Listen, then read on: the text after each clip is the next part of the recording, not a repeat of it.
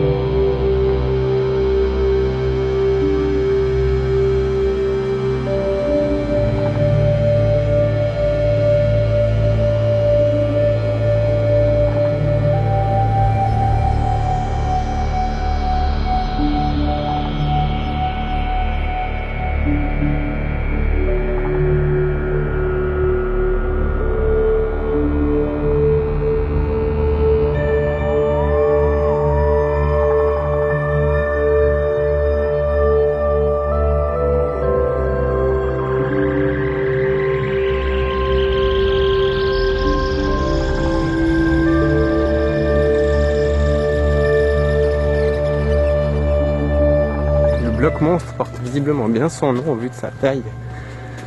C'est assez énorme de voir ce gros bloc erratique au milieu de la forêt. Un bloc qui visiblement a été donné, on ne sait pas trop comment. Pour rejoindre le château d'Arniaux, je dois redescendre au fond de la vallée, là où s'écoule la rivière de l'Avançon, la rivière qui passe à B.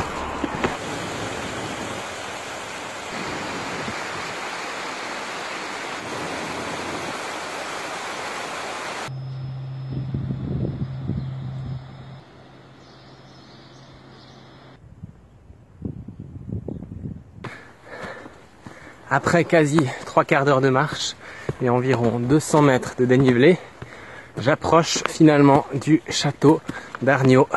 Il faut savoir que ça fait quand même quelques mois que j'ai découvert ce château sur une carte et j'ai vraiment hâte de voir à quoi ça ressemble.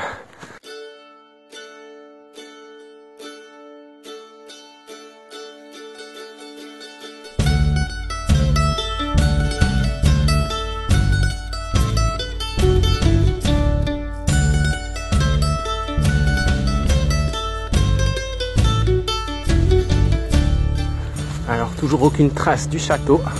J'avance maintenant dans une zone un peu déboisée avec beaucoup de sous-bois, pas mal de framboises un peu partout.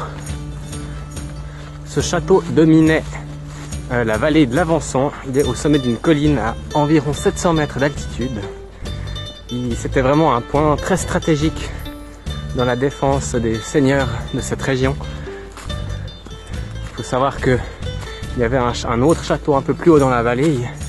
Et le château d'Arniaux servait à faire le relais entre ce château tout en haut de la vallée et le château de B au cœur de la vallée du Rhône.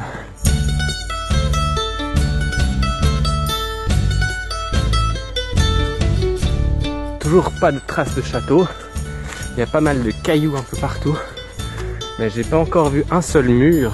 Alors je commence à croire que ce château n'existe vraiment plus du tout.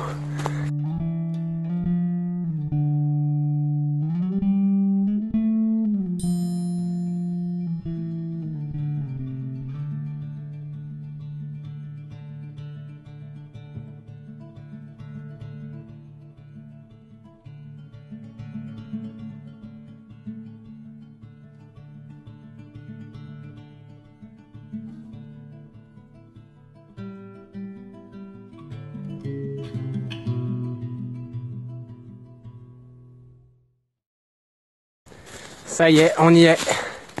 Alors que je commençais à envisager de quitter le chemin officiel, j'ai enfin trouvé les derniers vestiges du château d'Arniaux. Il n'en reste vraiment pas grand chose.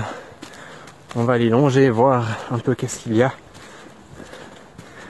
Donc le sentier passe vraiment à côté maintenant. Il est vraiment très défoncé.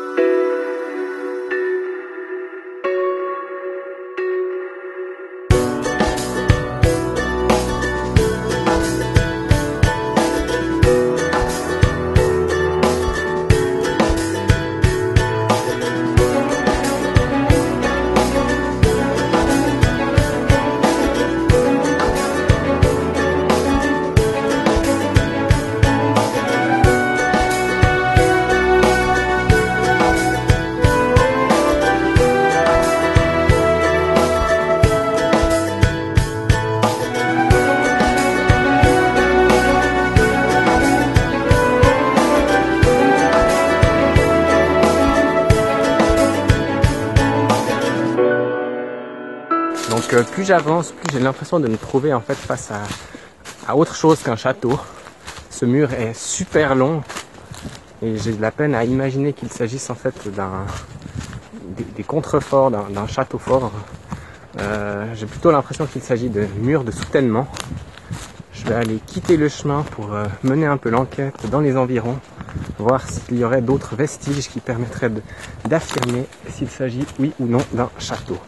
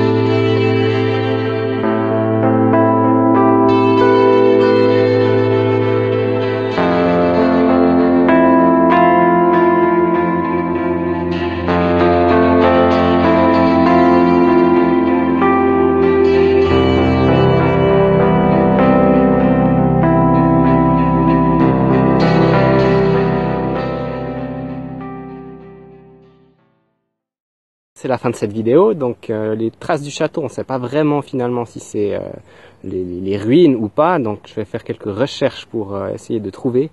J'ai déjà essayé d'avoir des informations un peu plus détaillées sur le château. Malheureusement, il y a très peu de documentation à son sujet, il faut dire quand même qu'il est très vieux. Et du coup, voilà, si jamais je vous donnerai tous les détails dans une prochaine vidéo. D'ici là, n'hésitez pas à laisser des commentaires si vous en avez. Et si vous avez aimé cette vidéo, n'hésitez pas aussi à la partager sur les réseaux sociaux. À plus!